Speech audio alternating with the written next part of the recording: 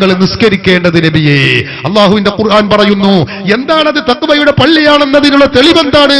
അള്ളാഹുവിന്റെ ഖുർആൻ തന്നെ അതിന് അടയാളം പറയുന്നു. ഫീഹി റിജാൽ, ആ പള്ളിയിലുള്ളത് പുരുഷന്മാര് മാത്രമാകുന്നു. അവിടെ സ്ത്രീകൾക്ക് ഒരു കമ്പാർട്ട്മെന്റ് ഇല്ല, സ്ത്രീകൾക്കായി അവിടെ മറച്ചു വെച്ചിട്ടില്ല. ആ പള്ളിയിലുള്ളത് ഫീഹി റിജാലുൻ, അവിടെ പുരുഷന്മാരാകുന്നു. ഒരായത്തല്ല, ഒന്നിലധികം ആയത്തുകളിൽ ഈ ആശയം നമുക്ക് കാണാൻ കഴിയും. സഹോദരന്മാരെ, എന്താണ് അള്ളാഹു പള്ളിയെ പരാമർശിച്ചിടത്ത് ഖുർആനിൽ പുരുഷന്മാരെ മാത്രം പറയാനുള്ള കാരണം എന്താണ്? ഞാൻ പറയുന്നില്ല, മുഫസ്സിറുകളായ മുഫസ്സിറുകൾ മുഴുവനും വിശദീകരിച്ചു. എന്തേ പുരുഷന്മാരെ മാത്രം പറഞ്ഞത്? പള്ളിയെ പരാമർശിച്ചിടത്ത് പുരുഷന്മാരെ മാത്രം പറഞ്ഞത് എന്തേ? സ്ത്രീകളെ പറഞ്ഞില്ലല്ലോ. അതിന് മറുപടിയും അവർ പറഞ്ഞു. വ്യത്യസ്ത ഇബാറത്തുകളിൽ ആശയം ഒന്നു തന്നെ.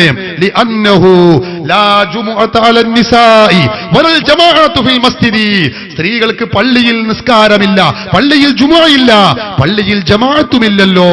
അവർക്ക്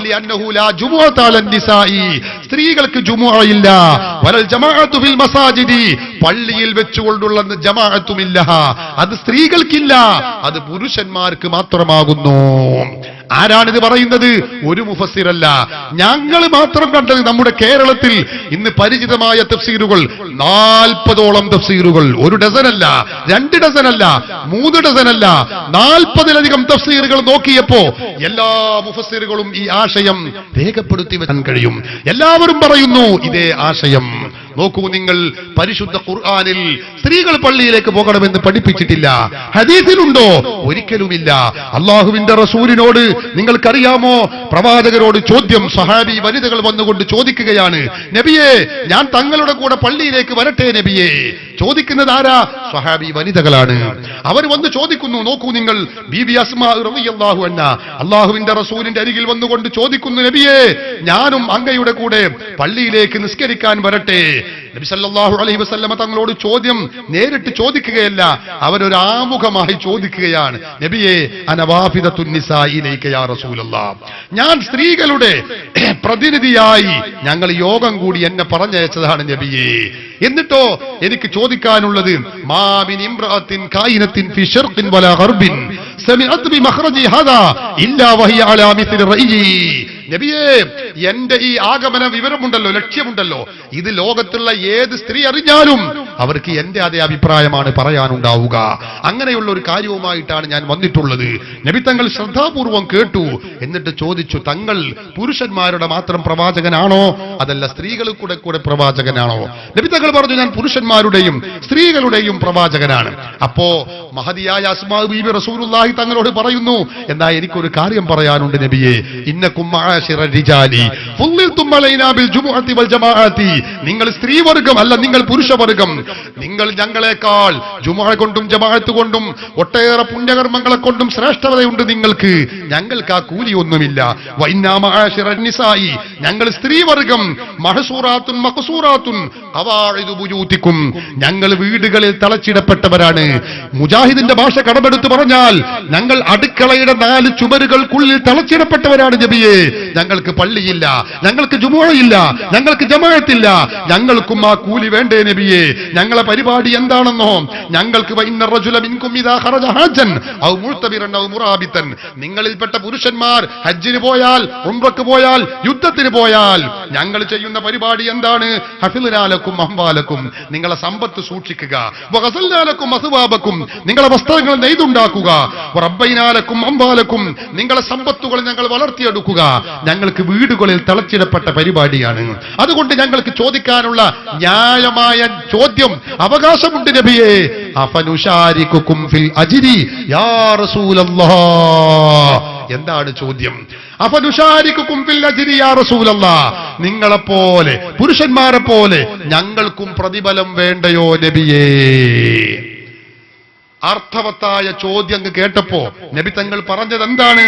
അസ്മായെ, നിങ്ങൾ ജുമുഅക്കും ജമാഅത്തിനും പള്ളിയിലേക്ക് വരുന്നില്ല എന്ന വിവരം ഞാൻ അറിഞ്ഞിട്ടില്ല. നീ പറയുമ്പോഴാണ് ഞാൻ അറിയുന്നത്. എന്നാ ഒരു കാര്യം ചെയ്യും, നാളെ പായും തലക്കണിയെ കൊടുത്ത് നാളെ ജുമുഅക്കും ജമാഅത്തിനും പള്ളിയിലേക്ക് വരൂ എന്നാണോ പറഞ്ഞത്? അല്ലേ അല്ല.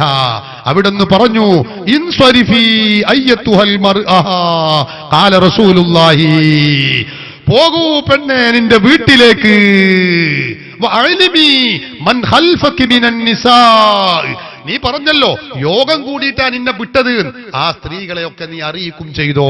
എന്താ അറിയിക്കേണ്ടത്? ഇന്ന ഹുസ്ന തബഉലി ഇഹ്ദാകുന്ന, നിങ്ങളിൽപ്പെട്ട ഓരോ സ്ത്രീയും അവർ ഭർത്താക്കന്മാരോട് നല്ല നിലക്ക് വർത്തിക്കുകയും അവരുടെ പുണ്യകർമ്മങ്ങൾ ശർഅ് കൽപ്പിച്ചതുപോലെ നിർവഹിക്കുകയും ചെയ്താൽ യഅദിലുൽ അജ്റ കുല്ലഹു ഖാല റസൂലുള്ളാഹി, പുരുഷന്മാരായ ഞങ്ങൾ പള്ളിയിൽ വെച്ച് ചെയ്യുന്ന കർമ്മത്തിന്റെ പുണ്യകരമായ ഇബാദത്തുകളുടെ പ്രതിഫലം നിങ്ങൾക്കും ലഭിക്കുന്നതാണെന്ന് അല്ലാഹുവിന്റെ റസൂല് പഠിപ്പിക്കുന്നു. ഞാൻ പറയുന്നത് ഖുർആനിൽ തെളിവില്ല, ഹദീസുകളിൽ തെളിവില്ല, വിശദമായി ഞാൻ അതിലേക്ക് കടക്കുന്നില്ല. നിങ്ങൾ ചിന്തിക്കണം സഹോദരന്മാരെ. എന്നാ മുസ്ലിം പാരമ്പര്യത്തിന്റെ തെളിവുണ്ടോ? ഇല്ലേ ഇല്ല. ഞാൻ പറയുകയല്ല, ഇമാമുന ശാഫിഈ റളിയല്ലാഹു അൻഹു. ആരാണ് ശാഫിഈ ഇമാം? 10 ലക്ഷത്തോളം വരുന്ന ഹദീസ് പാണ്ഡിത്യമുള്ള മഹാമനീഷിയാണ്. കേരളത്തിലെ മുജാഹിദുകൾ ആദ്യകാലത്ത് എതിർത്തിരുന്നു, ഷാഫി ഇമാമിന് ഹദീസ് ഒന്നും കിട്ടിയിട്ടില്ല എന്ന് പറഞ്ഞിരുന്നു. പക്ഷേ മുജാഹിദിന്റെ 7ാം സമ്മേളനത്തോട് പുറത്തിറക്കിയ അവരുടെ സുവരീരെടുത്ത് പരിശോധിച്ചാൽ കാണാം, ഇമാം ഷാഫി കഴിഞ്ഞ 14 നൂറ്റാണ്ടിലെ ഇസ്ലാമിക ചരിത്രത്തിൽ ഏറ്റവും വലിയ പണ്ഡിതൻ ഇമാം ഷാഫി റളിയല്ലാഹു അൻഹു ആണ്. അത്ര വലിയൊരു പണ്ഡിതൻ പിന്നെ ഉണ്ടായിട്ടില്ല. അല്ലാഹു തആല മുജാഹിദുകളെ കൊണ്ട് തന്നെ എഴുതിപ്പിക്കുകയാണ്. നോക്ക് നിങ്ങൾ, അവരുടെ സുവനീറാണ് എന്റെ കയ്യിൽ.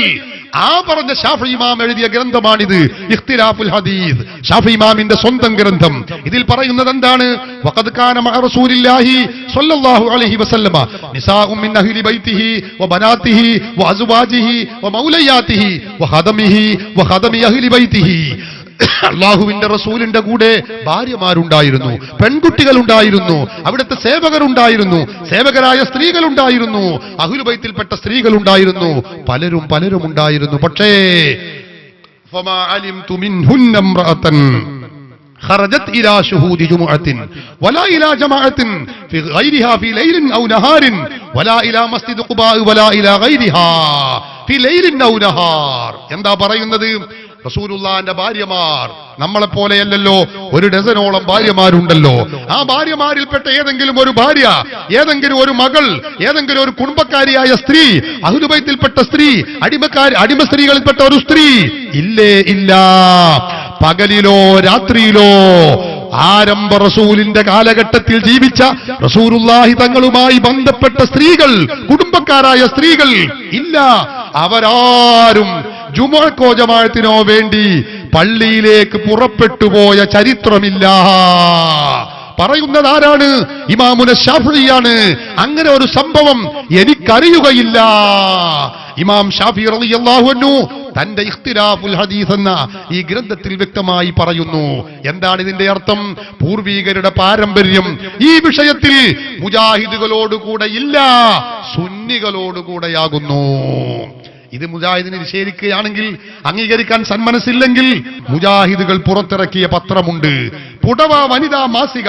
995 മാർച്ച് ലക്കത്തിൽ ഇറങ്ങിയ പുടവ, ഈ പാദ ധന്യം എന്ന പേരിൽ മുജാഹിദിന്റെ വനിതാ മാസിക ലേഖനം നിങ്ങൾക്ക് കാണാം, സ്ക്രീനിൽ കാണാം. ആ ലേഖനത്തിന്റെ ഒരു റൈറ്റപ്പ് ഞാൻ വായിക്കാം. കേരളത്തിൽ ആദ്യമായി അല്ലാഹുവിന്റെ പള്ളിയിൽ പോയി ആരാധനാ കർമ്മങ്ങളിൽ പങ്കെടുത്ത 2 മുസ്ലിം വനിതകളെ ഇവിടെ പരിചയപ്പെടുക. നോക്കണേ നിങ്ങൾ, കേരളത്തിൽ ആദ്യമായി അല്ലാഹുവിന്റെ പള്ളിയിൽ പോയി ഇബാദത്ത് ചെയ്ത നിസ്കാരം ജമാഅത്തും നടത്തിയ 2 മുസ്ലിം വനിതകൾ.